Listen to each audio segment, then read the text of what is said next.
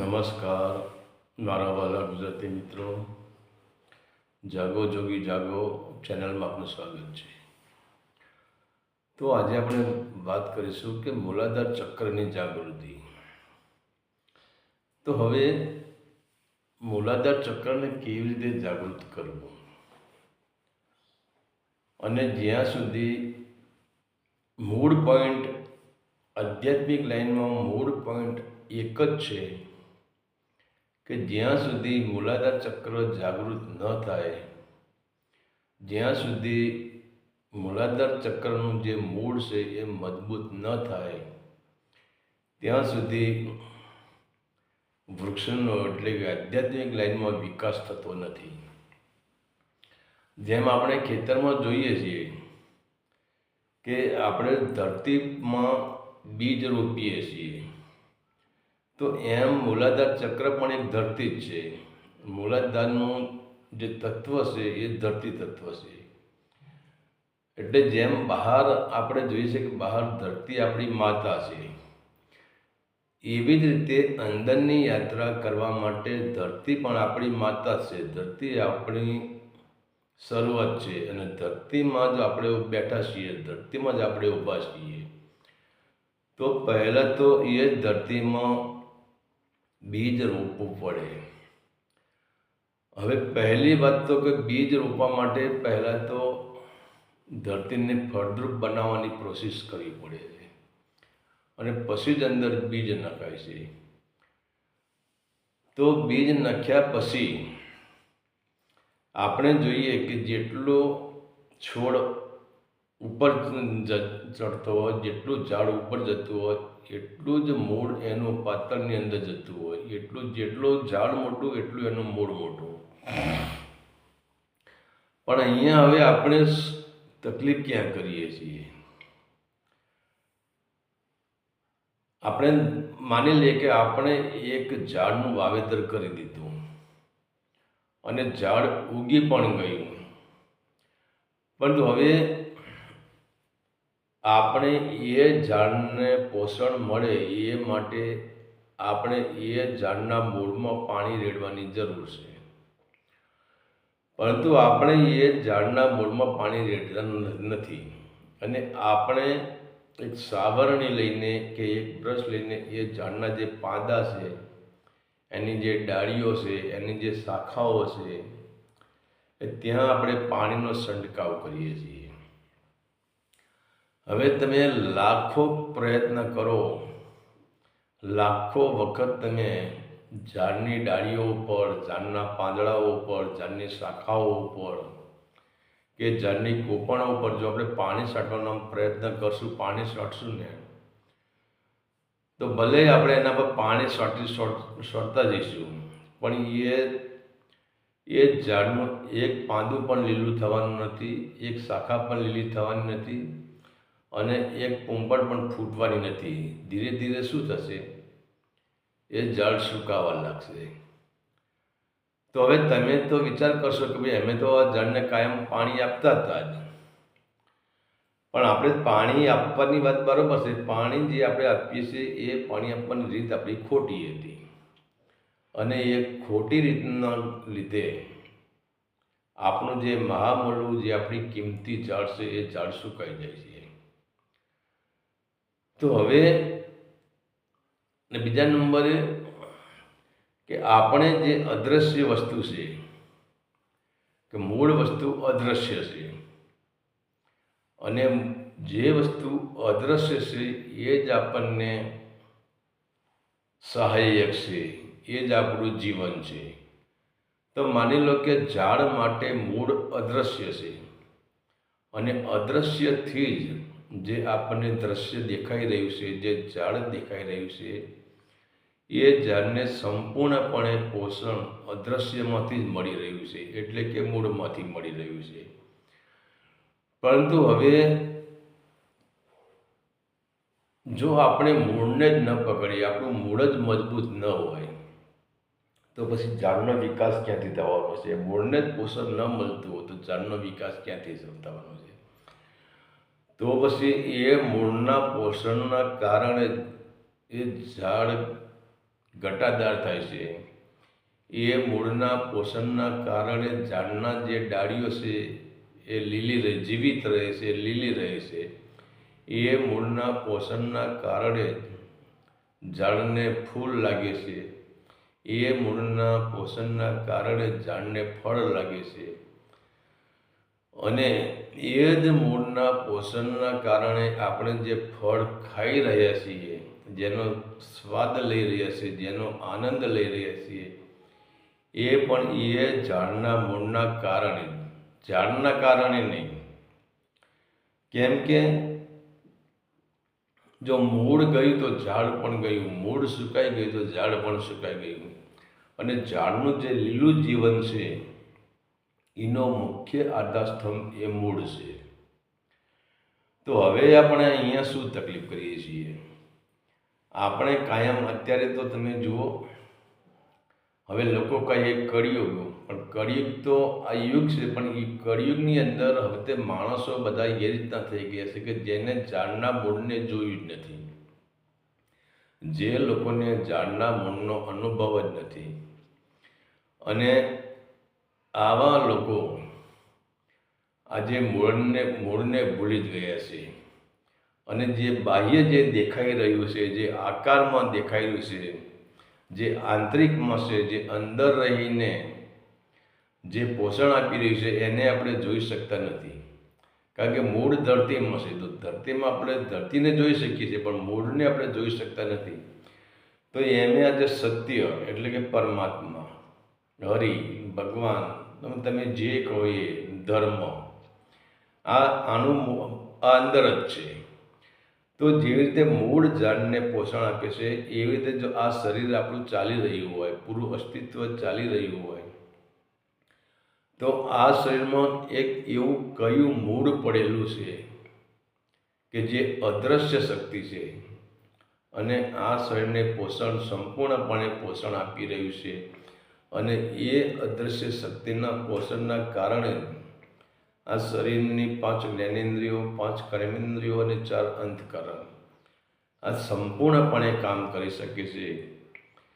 અને શરીર આપણને ચૈતન્ય લાગે છે, શરીર આપણને ખીલેલું લાગે છે, શરીર આપણને લીલું લાગે છે. તો હવે જેમ આપણે ઝાડને જોઈ શકીએ છીએ, ઝાડની શાખાઓને જોઈ શકીએ છીએ, ઝાડની ડાળીઓને જોઈ શકીએ છીએ, ઝાડના પાનને જોઈ શકીએ છીએ, ઝાડ ઉપર આવતેલા ફૂલને જોઈ શકીએ છીએ, ઝાડના ફળને જોઈ શકીએ છીએ, તો એવી રીતે શરીરરૂપી ઝાડ આપણે જોઈ શકીએ છીએ. 5 જ્ઞાનેન્દ્રિયો અને 5 કર્મેન્દ્રિયો એની શાખા છે, એ શાખાઓને જોઈએ છે. 4 અંતઃકરણ એનું થડ, એનો મુખ્ય ભાગ, એને આપણે જોઈ શકીએ છીએ. તો આ બધું જે દ્રશ્ય છે, જે આકાર છે, ઝાડનો આકાર છે, એ આકારને આપણે જોઈ શકીએ છીએ. તો આ શરીર પણ એક ઝાડ જ છે, એનો આકાર છે. તો આપણે શરીરરૂપી ઝાડને જો આપણે જોઈ શકીએ છીએ, પરંતુ જેમ ઝાડને મૂળ પોષણ આપી રહ્યું છે, એમ આને પોષણ આપવાનું જે એક મૂળ તત્વ છે એ આપણી મૂલાધારની અંદર પડેલું છે, પણ એ મૂળને આપણે ભૂલી જ ગયા છીએ, એને જોઈ શકતા જ નથી. અને આપણે હવે શું કરીએ છીએ કે આજના જે આવા કામ ધંધા, જે કમાઉ જે ગુરુઓ છે, કમાઉ સાધુ છે, અને જેને ધર્મને એક ધંધો જ બનાવી દીધો છે, એવા ઘણાય પણ કર્મકાંડના ઘણા બધા પુસ્તકો પણ લખાઈ ગયા છે.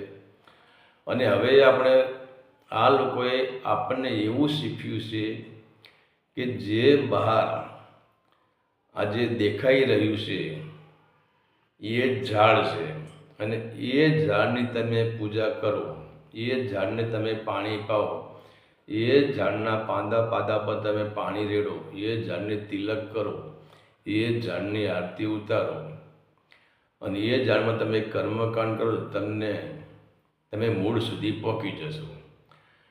હવે એટલા માટે આપણે આજે જોઈએ છે કે આપણે જે મહાન જે ધર્મરૂપી ઝાડ છે, એ ઝાડને આપણે ક્યાં, એને ઝાડના પાંદા પર આપણે પાણી રેડતા થઈ ગયા છે. પાંદા પર આપણે એનો ફુવારો છે, કર્મકાંડી પાણીનો ફુવારો જ કહેવાય, અને એ ફુવારો આપણે આ ધર્મરૂપી જે ઝાડ છે, સત્યરૂપી ઝાડ છે,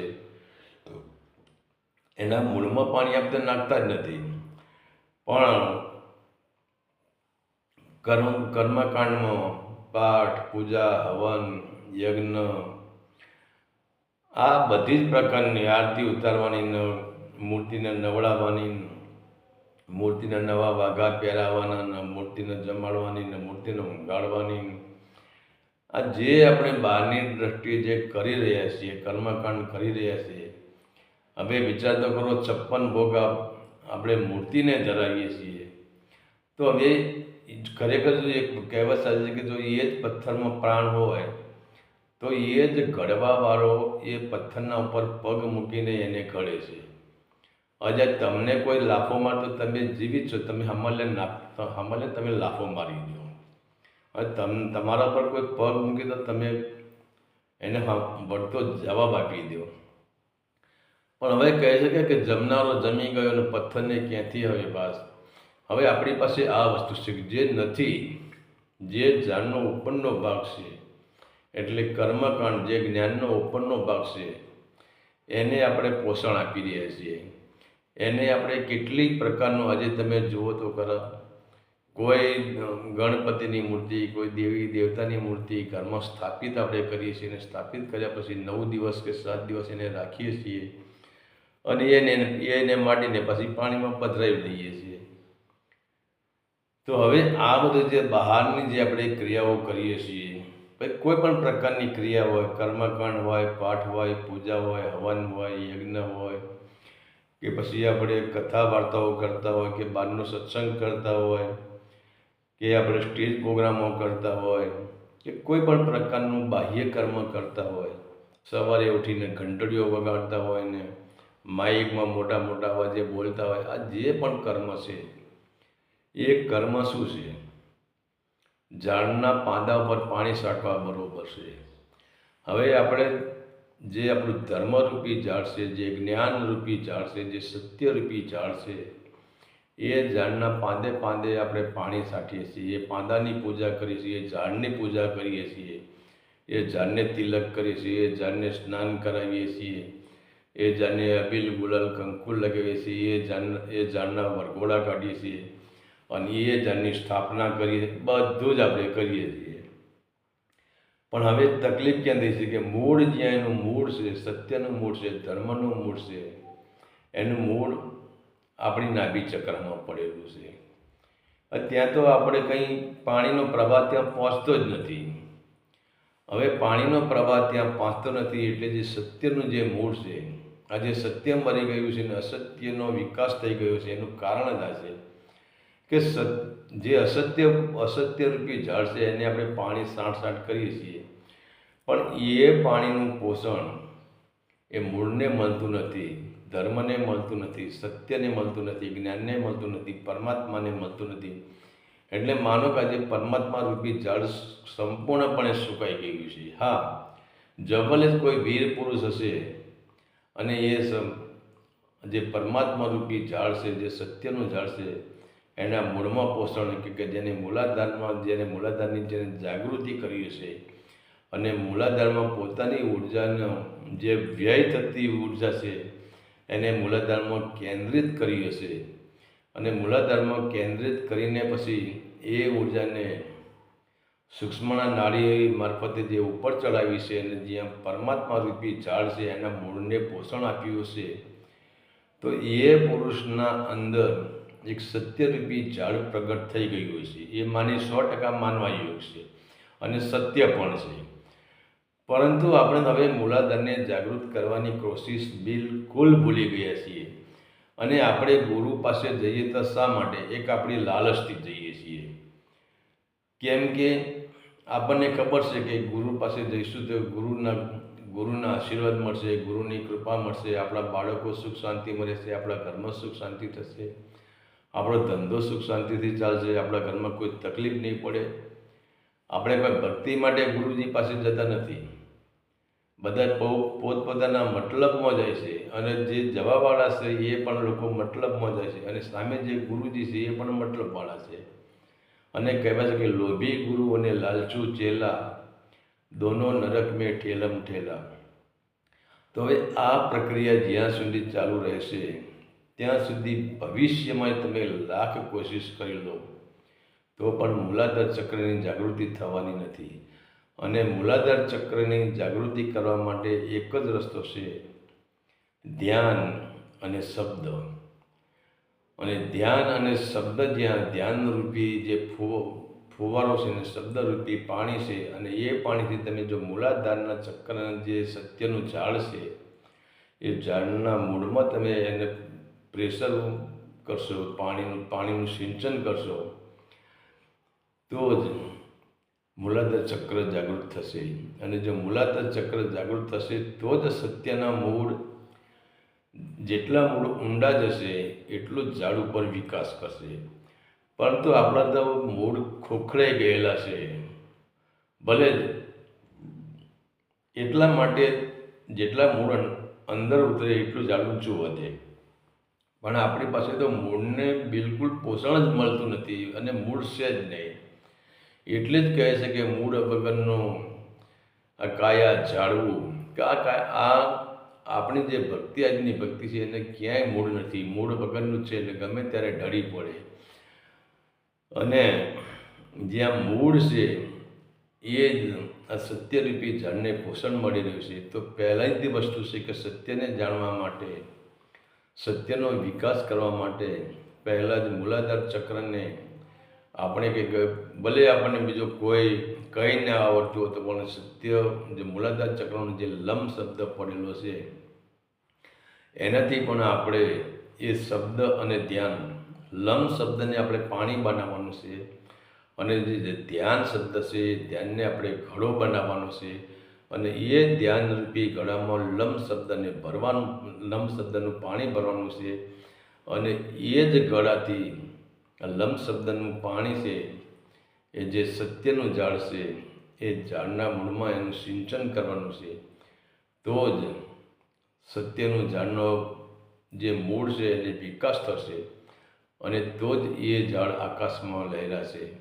નહીંતર બાકી બહારના તમે ઝાડને જોઈ શકો છો ને ઝાડ ઉપર તમે ગમે એટલા પ્રયત્ન કરશો, આખા ઝાડને લાઇટ ડેકોરેશનથી સળગાવી દેશો, આખા ઝાડના પાંદે પાંદે તિલક કરી દેશો, કુમકુમ લગાડી દેશો, ચંદન લગાડી દેશો, આખા ઝાડની આરતી ઉતારશો, આખા ઝાડને તમે ગંગાજળથી સ્નાન કરાવશો, આખા ઝાડને તમે 32 જાતના પકવાન ખવડાવશો, એમાં કંઈ જ ફરક પડવાનો નથી. તો આપણે આમાંથી આપણે એ શીખવાનું છે કે બહારની દરેક પ્રક્રિયાઓ, ઝાડના પાણી પર શાંતિથી જેમ ઝાડને પોષણ મળતું નથી, એવી જ રીતે તમે કોઈ પણ પ્રકારનો કર્મકાંડ કરશો તો એ બહારના ઝાડ પર પાણી છાંટવા બરોબર જ છે. હરિ ઓમ તત્સત. આદેશના પ્રણામ.